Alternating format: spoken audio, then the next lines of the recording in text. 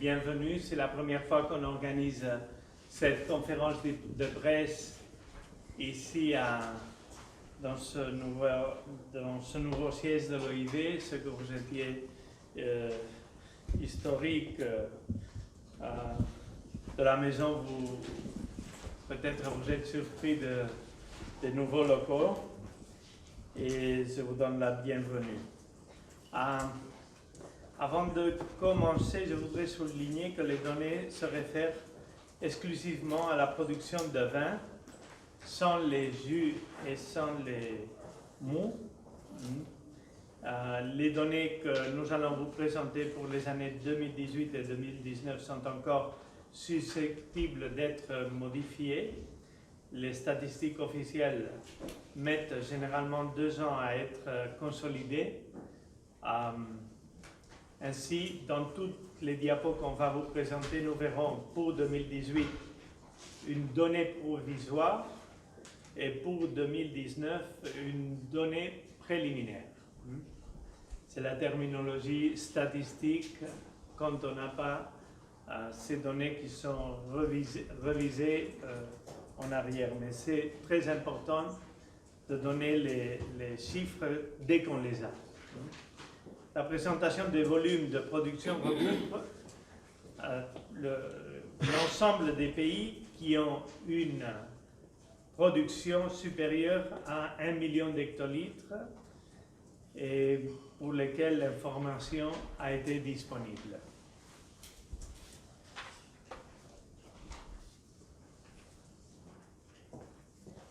Alors, on va faire une présentation dans les 2 hémisphères. Nous allons aborder d'abord la production dans l'hémisphère nord. Les données de l'hémisphère nord sont encore des estimations. On vient de terminer la récolte il y a quelques semaines seulement.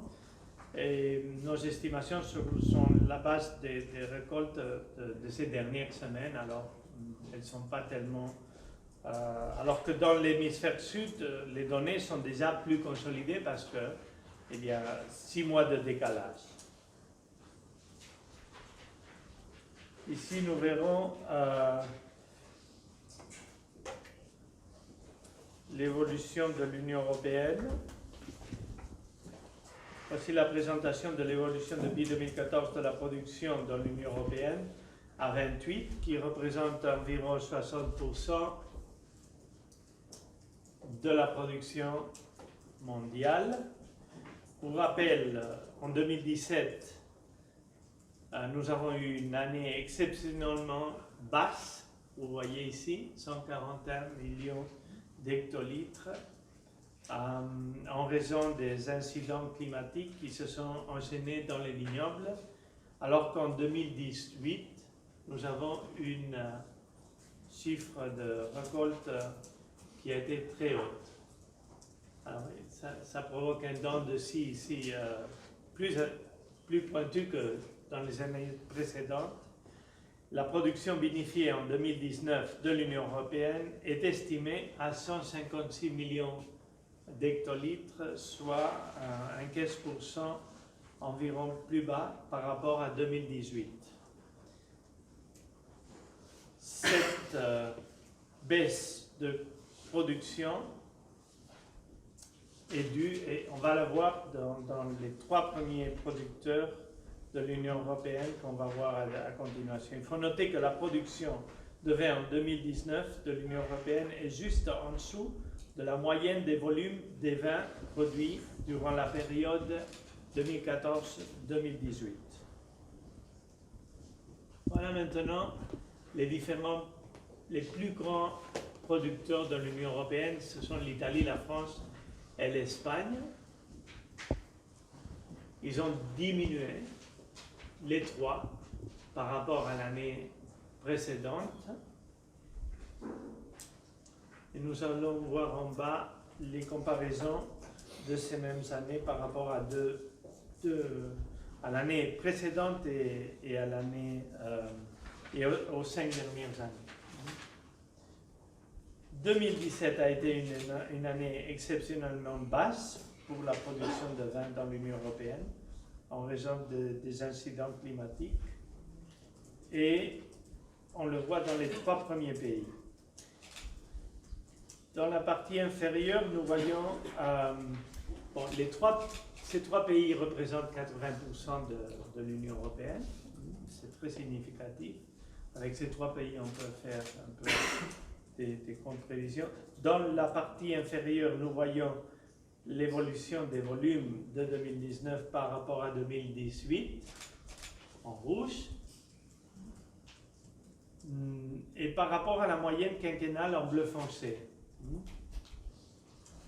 Cette seconde référence statistique de moyenne quinquennale vous est montrée, étant donné que les volumes exceptionnels de 2018 rendent l'interprétation et l'évaluation des volumes de 2019 plus compliquées. La majorité des pays ont une production en 2019 nettement inférieure à 2018.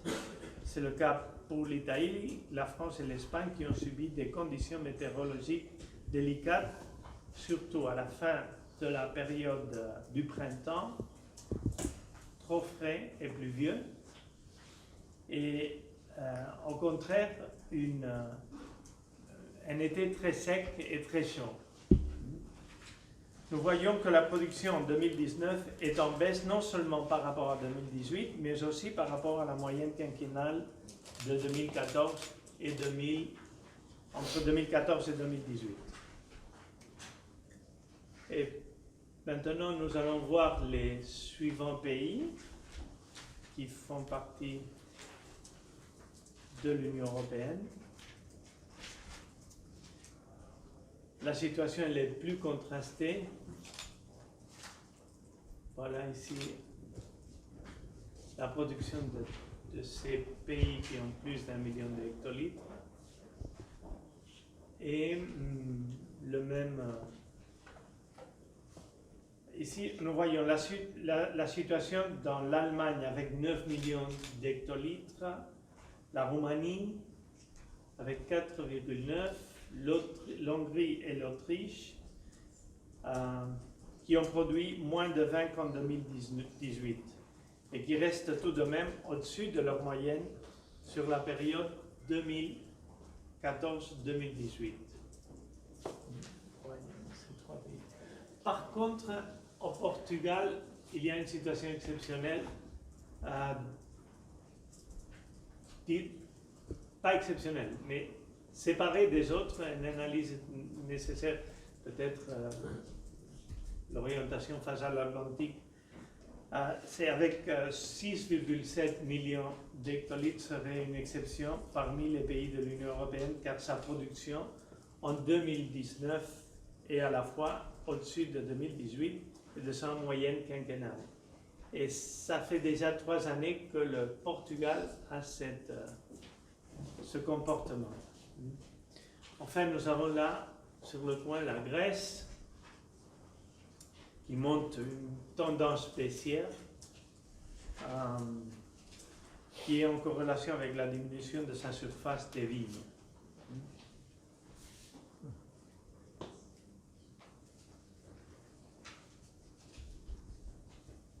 Voyons ici les différents pays aussi de l'hémisphère nord, mais qui ne sont pas de l'Union européenne. Les États-Unis avec 23,6 millions d'hectolitres. Ce sont des données prévisionnelles basées sur les estimations des récoltes de certains États. Cette donnée est susceptible d'être réajustée dans les prochains mois et quand plus de données seront disponibles. La première indication montre une récolte légèrement basse par rapport à 2018, mais dans une relative stabilité par rapport à la période de 2014-2018. La Chine, on n'a pas de données.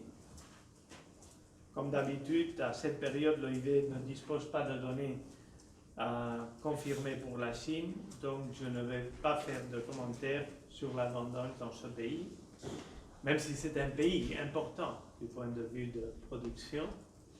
La Russie ainsi que la Géorgie affichent des hauts niveaux de production en 2019 avec respectivement 6 millions d'hectolitres et 1,8 million d'hectolitres, et la Suisse 1 million d'hectolitres environ. Et ici vous voyez les changements par rapport aux années précédentes. Les États-Unis, il est clair que c'est une situation très stable, sans chiffre sur la Chine, des augmentations qui semblent durables sur la Russie,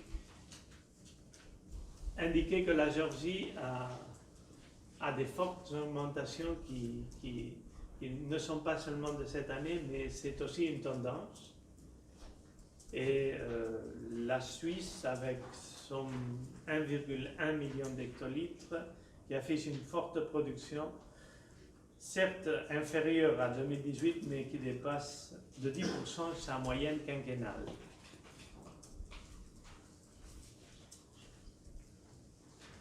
L'hémisphère sud, comme je vous ai dit, les données de l'hémisphère sud sont plus fiables que celles de l'hémisphère nord, étant donné que les vignobles ont vu leur vendange se terminer au début de l'année 2019.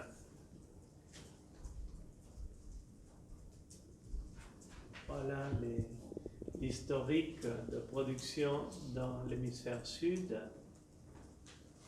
très intéressant. Avec 54 millions d'hectolitres, l'hémisphère sud représente 20% de la production mondiale. Et en 2019, la production est en ligne avec la moyenne des années précédentes. Et si on regarde les différents pays de l'hémisphère sud, on voit que l'Argentine, 13 millions d'hectolitres, suivi par l'Australie de 12,5, le Chili 11,9, l'Afrique du Sud 9,7, Nouvelle-Zélande 3, 2,9, Brésil. Voilà leur changement par rapport aux années précédentes. La baisse de récolte plus prononcée dans l'hémisphère sud s'est enregistrée en Amérique du Sud, dont le volume en 2019 est dans chaque pays inférieur à ceux de 2018. Ces trois pays, l'Argentine, le Chili et le Brésil, ont eu des diminutions. L'Afrique du Sud enregistre un volume au-dessus de sa moyenne par effet combiné de la sécheresse et de la baisse de surface, peut-être aussi à cause de la sécheresse. Et plus ou moins le Brésil montre une augmentation par rapport aux 5 dernières années. Et l'Australie et la Nouvelle-Zélande, ce sont des situations plus ou moins stables, avec un léger recul en Australie. Alors, avec tout ça, après avoir vu le détail de la production des principaux pays producteurs de vin, je vous propose d'aborder la vendange globale de 2019.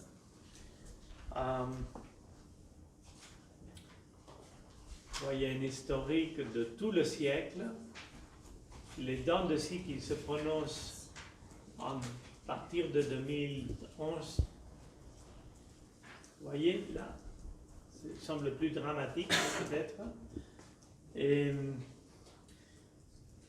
alors, nous avons 85% des volumes de vin.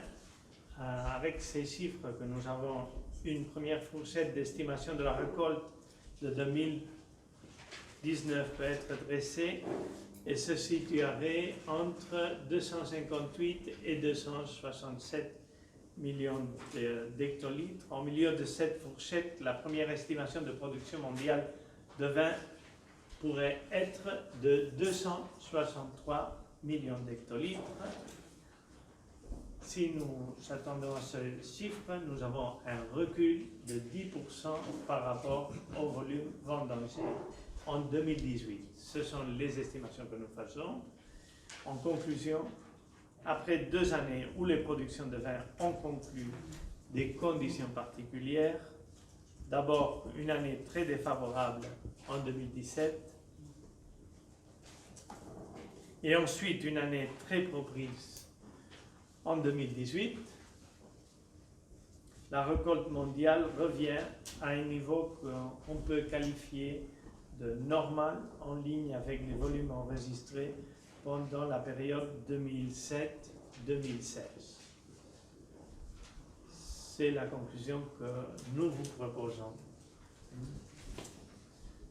Merci de votre attention. Maintenant, nous avons une vidéo dans laquelle on voit les 25 années de production des différents pays et l'évolution que chacun prend dans un ranking, un graphique. Et 85, 15. La production mondiale augmente toutes ces années, le total global tient à augmenter.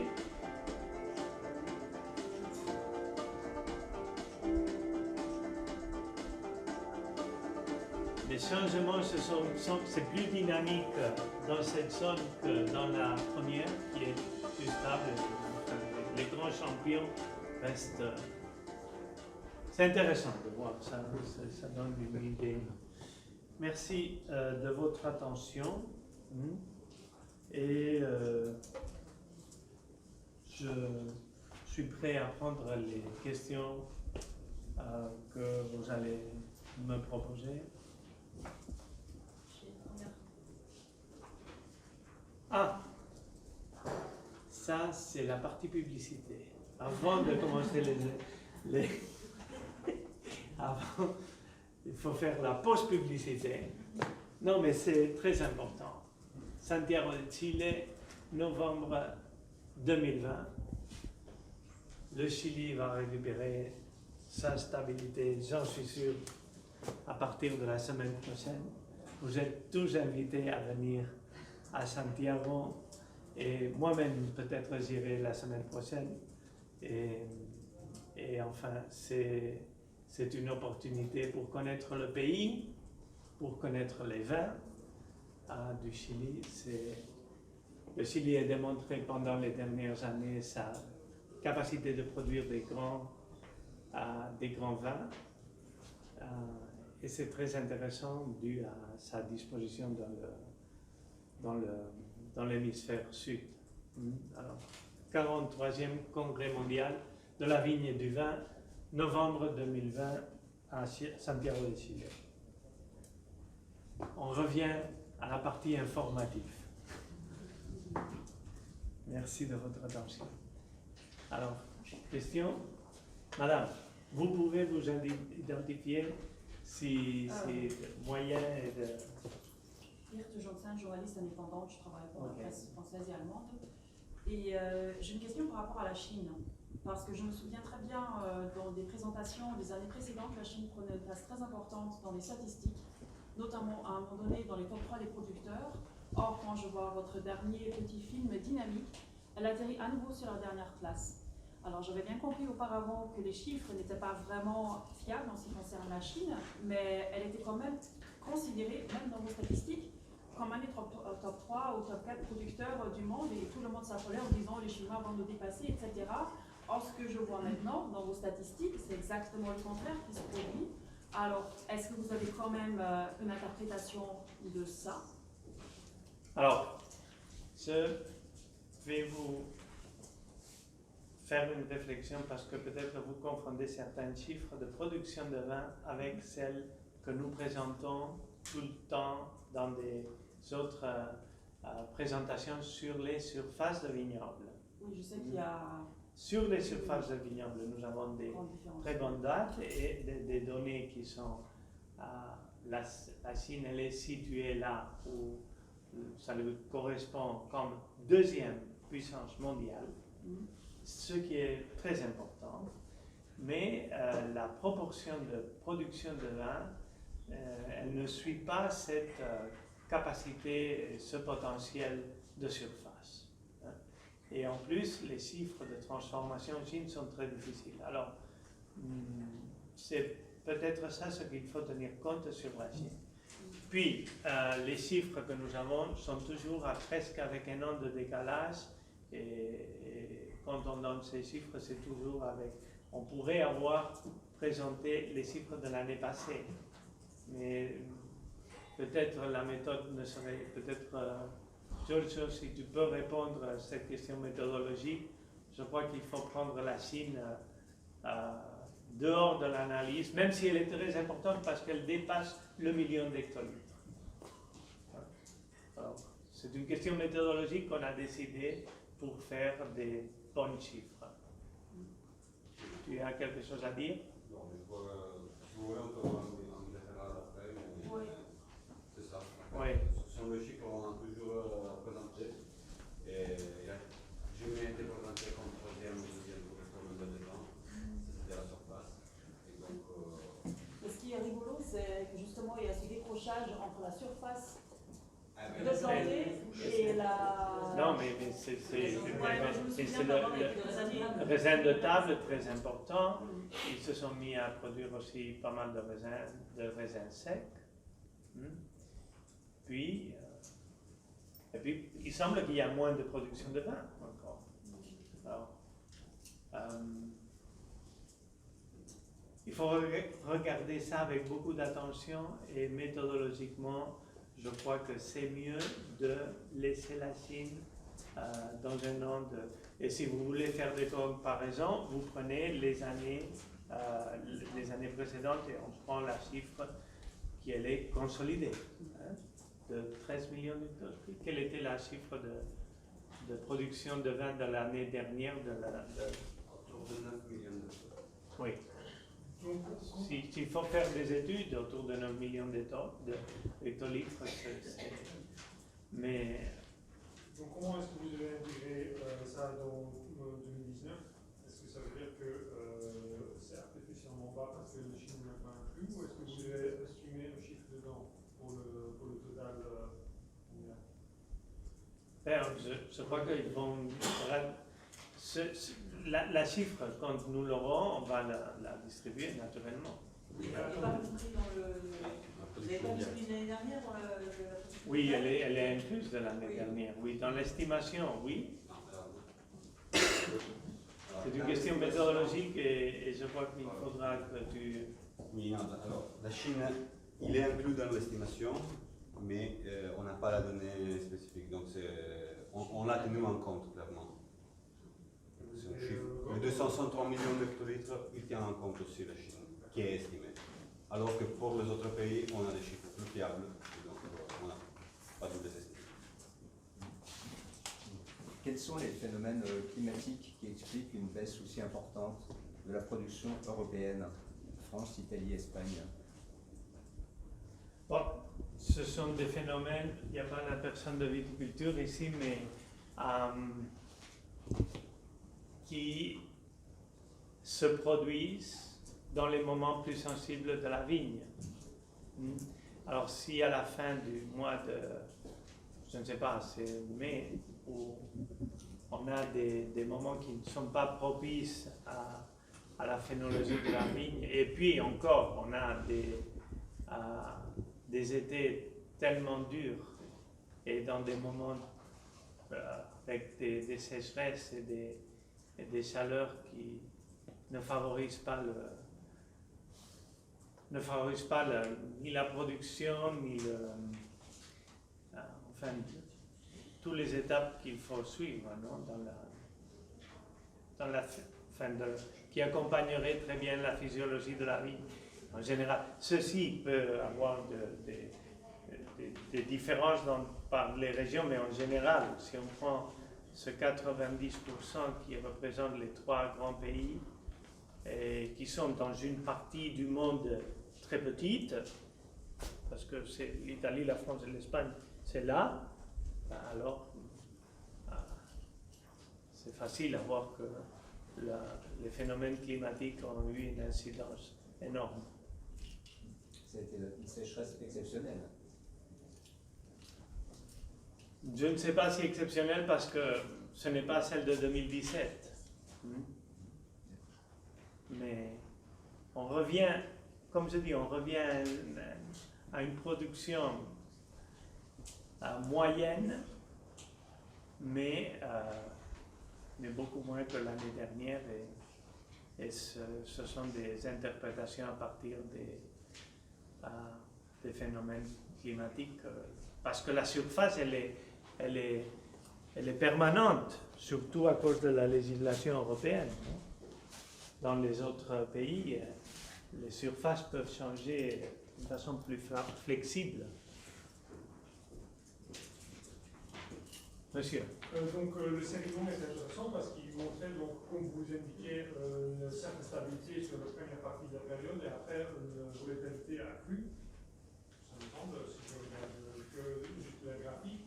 Est-ce que ça veut dire que cette année normale cache en fait une volatilité accrue de la production? Vous pouvez répéter, pardon, peut-être il faudrait avoir une... Donc la série longue a montré bien que les séries longues que vous avez montrées depuis 1995, je crois, 1995, a montré que oui, c'est plus stable au début de cette période et après on voit des fluctuations plus importantes. Est-ce que ça veut dire que cette année normale cache quand même une fluctuation qui est devenue plus importante selon vous? Ben, elle ne cache pas parce que ce sont les chiffres, non? Mais Est-ce qu'il y a plus de phénomènes climatiques, c'est ça? Oui, aujourd'hui que je pense. avant? écoutez, on ne peut pas interpréter les tendances avec une période tellement courte, mais c'est vrai qu'on voit, si on voit une analyse historique, vous verrez que les dents de scie sont plus prononcées dans les dernières années.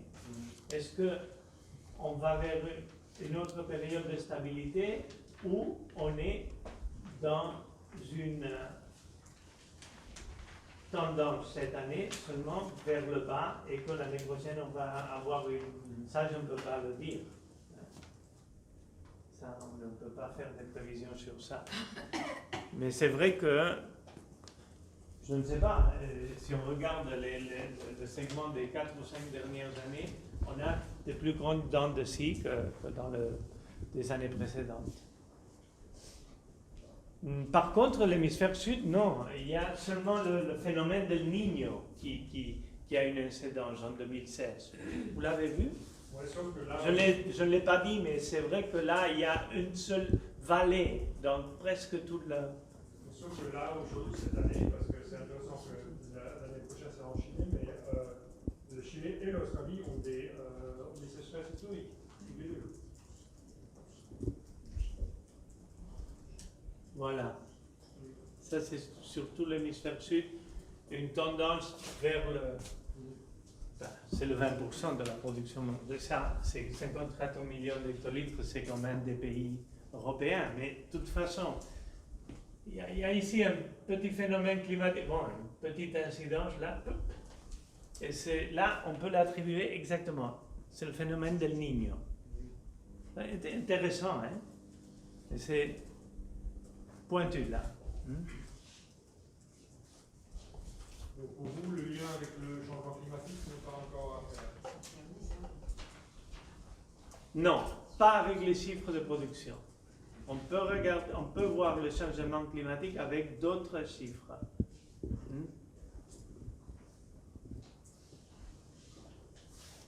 D'autres questions? Oui, juste pour revenir sur le Chili et l'Australie qui ont donc cette année, donc 2019, des sécheresses historiques, jamais vu. Est-ce qu'on peut s'imaginer donc que pour 2020, ça va peser sur la production mondiale? Peut-être. Pas sur, vous dites de l'Australie et de la Chili. Du Chili. Bon, vous voyez ce que ces deux pays représentent dans le total.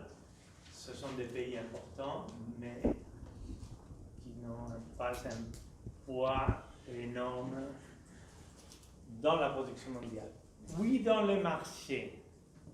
Hein? Très important dans le marché. Ça va être une autre chose. Parce que ce sont des pays qui sont très spécialisés sur certains marchés. Et là, on va voir ça plus en avant. Et ça, on ne peut pas faire des prévisions maintenant. Madame. José Couvert des Échos, est-ce que vous avez un commentaire à faire sur les incendies qui ravagent le vignoble californien? Est-ce qu'on a une petite idée des dégâts que vous opérez Ça, c'est une autre question à voir parce que c'est vrai qu'on pensait que, avant, on disait les vignes, c'est un pare-feu face aux incendies de forêt. Ce n'est plus vrai. C'est dommage qu'on a pu constater ça avec la réalité des incendies, disons, constater quelque chose avec la réalité, c'est très dommage. Mais pourquoi y avait-il cette théorie avant? Je ne sais pas. Ce n'est plus vrai. J'ai entendu une théorie qu'un vigneron avancé dans le sud de la France, où ils ont aussi beaucoup de problèmes justement avec des feux qui deviennent menacer également la vigne. Alors, chacun prend ça comme il veut. Je reporte juste un fait. Il disait, le fait qu'il y a autant de gens qui soient passés en bio et que donc la vigne est enherbée, elle ne joue plus son rôle de pare-feu parce que le sol, avant qui était souvent à nu, ne l'est plus. Donc le feu peut se déplacer à travers la vigne, notamment à cause de ça. Alors, il y en a qui maintenant disent le bio c'est le diable parce que ça aide les feux à se propager, etc. Mais ça revient un peu à ça la discussion que j'ai eue. Mais c'était quand même une réflexion qui a une certaine pertinence. Ce n'est pas bio. C'est les nouvelles pratiques de culture de la vigne qui conservent une surface d'herbe et de matière, disons, organique et de ce que nous appelons biodiversité fonctionnelle dans les rangs et qu'on coupe. C'est une pratique culturelle qui est devenue non seulement du bio. C'est une pratique culturelle recommandée dans pas mal de situations et qui devient de plus en plus suivie. Alors, ça peut être aussi, je ne sais pas. Je ne sais pas si ça c'est la cause des incendies. Non, c'est pas Mais en la tout cause, cas, c'est juste- non, la cause que les incendies arrivent jusqu'à les celliers, c'est-à-dire les incendies en Californie, même les maisons prennent feu, non? Même les dépôts de vin. Je ne sais pas. Il faut se rappeler aussi des autres situations comme ça, dramatiques, que d'autres pays ont vécues, et comme le Chili à l'époque des tremblements de terre. Non? Vous avez mentionné la situation du marché. Est-ce qu'on peut dire qu'il a bien fourni après ce 2018 et que donc on peut attendre une stabilité des prix dans le bulk? Dans le vol? Le bulk wine. Oui. Ben, il faudrait regarder également les stocks, non? Ben oui, je crois que c'est une situation de stabilité et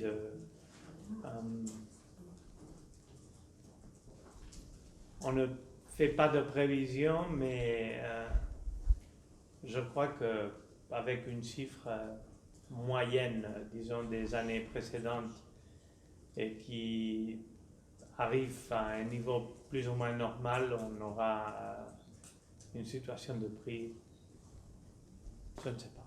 Écoutez, il y a d'autres questions qui ne sont pas tellement malthusiennes, production, demande, et il faut penser à d'autres phénomènes. La question des États-Unis, elle est là, la question il y a d'autres phénomènes qui vont venir sur le marché. On verra les conséquences plus en avant. Bon, écoutez, s'il n'y a pas beaucoup d'autres questions, on peut aussi avoir un entretien avec vous tous pendant. On aura l'occasion ici, on a derrière là. Il y a un verre prévu, non? Ok. Bon. Alors, merci d'être venu. Je vois qu'on y rentre, même si ce n'est pas tellement beau comme dans l'autre bâtiment qu'on avait, mais je crois qu'on est content de vous accueillir aussi dans cet endroit. Et on passe à prendre un verre et quelque chose à manger. Merci, je suis tout à fait disponible et mon équipe aussi.